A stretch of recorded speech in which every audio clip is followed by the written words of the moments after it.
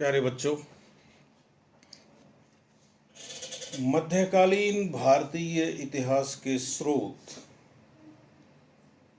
यह अध्याय अपन पढ़ रहे थे और इस अध्याय की 6 कड़ियां अपन पूरी कर चुके हैं और शेष रही 2 कड़ियों में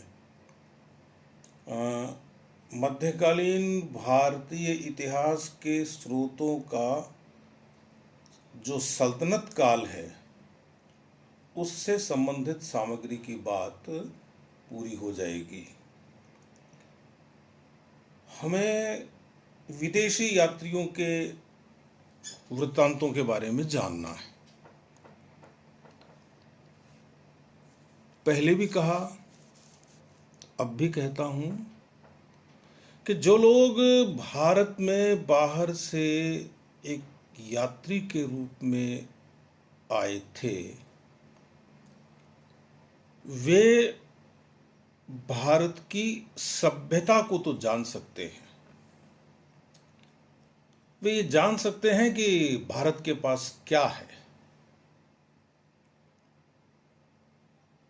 लेकिन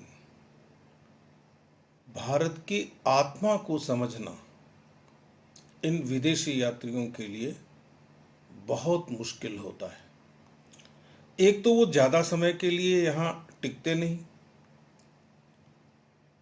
दूसरा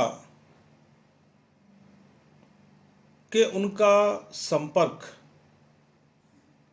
आम लोगों से बहुत कम पड़ता था।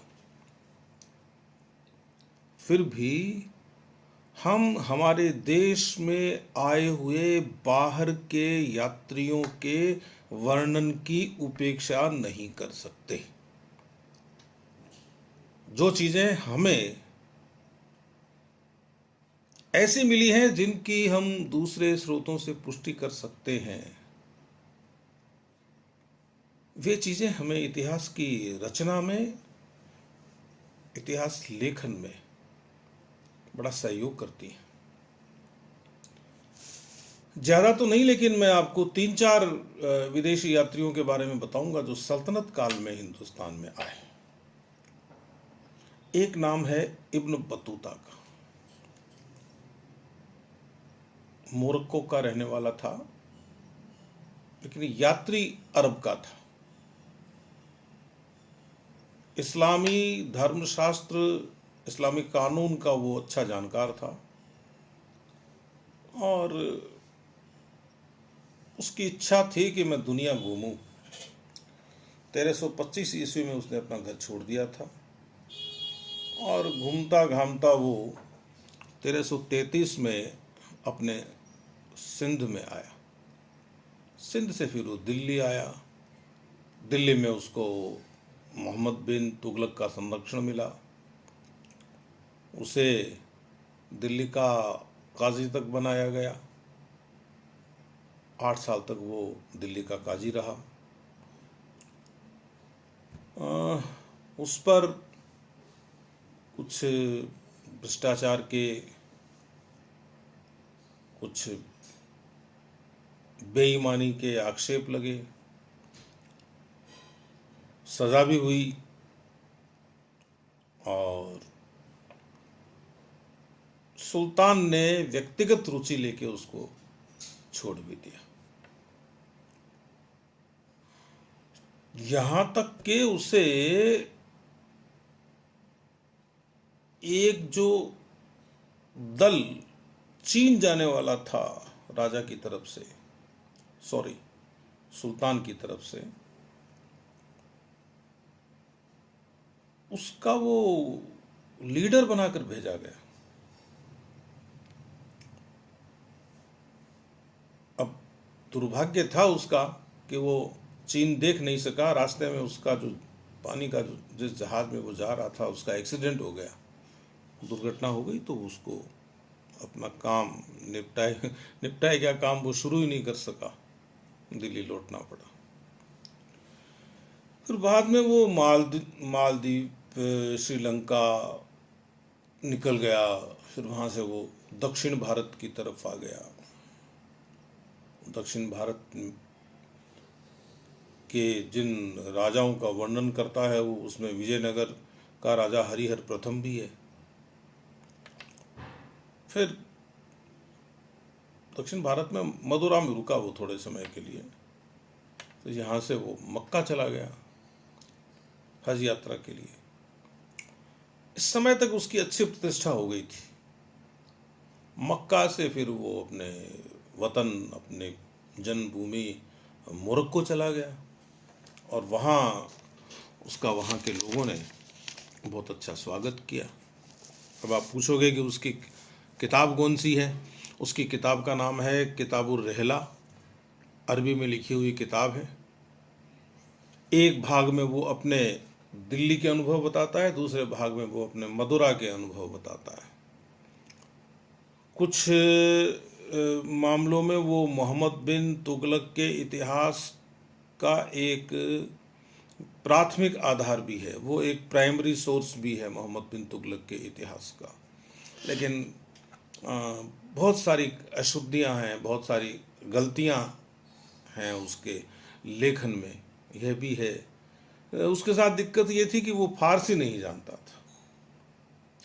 भारतीय भाषाएं जानना तो बाद की बात थी। इस वजह से थोड़ा सा इब्न बतूता के बारे में हमें कम विश्वसनीय होना पड़ता है। मोहम्मद तुगलक के विषय में भी उसकी टिप्पणियां हैं, वो कोई बहुत ज़्यादा भरोसा करने लायक नहीं है। यह नहीं है कि उसे हमें पढ़ना नहीं चाहिए, मैं बात ही नहीं करता यदि उसे पढ़ना नहीं चाहिए होता तो, लेकिन थोड़ा सावधानी से पढ़ना चाहिए। एक इतिहासकार हुआ है अब्दुल रजाक, उसकी किताब है मतलोस सादाइन व मजमूल बहरेन, यानी दो भाग्यशाली ग्रहों तथा दो सागरों का मिलन। वो दो भाग्यशाली ग्रह कौन कौन से हैं? बृहस्पति और शुक्र। तो उसका जो फादर था जलालुद्दीन इशाक, वह भी एक यात्री था, है ना। तो पिता के अनुभव थे ही उसके पास। उसके जो फादर का नाम था जलालुद्दीन इशाक, और वो जिस सुल्तान के पास काम करता था वो था शाहरुख, और वो खुरासान का सुल्तान था, और उसके अधीन वो समरकंद का काजी था इसका फादर। तो इसको बचपन से ही एक ऐसे पिता का साथ मिला जो यात्री था और अच्छे पद पर भी था।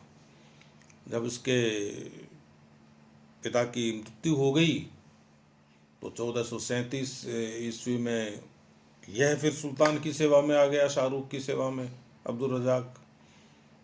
और इसको शाहरुख ने विजयनगर साम्राज्य में अपना दूत बनाकर भेजा। भारत के दक्कन में विजयनगर साम्राज्य, और यहाँ वो रहा, लगभग 2 साल तक रहा यहाँ। 1442-43 की बात है। और फिर यहाँ से वापस वो 1482 में जब उसकी मृत्यु हुई, उस समय वो वापस खुरासान चला गया था और वहीं उसकी मृत्यु हुई। और उसने क्या है कि 2 खंडों में इतिहास लिखा है मध्य एशिया का, और भारत में जो तैमूर का आक्रमण हुआ उसकी जानकारी हमको ये देता है। एक तो हमें ये याद रखना है। एक ये क्या है कि विजयनगर साम्राज्य के दरबार में भी, उसकी राजसभा में भी रहा देवराय सेकंड के समय पे।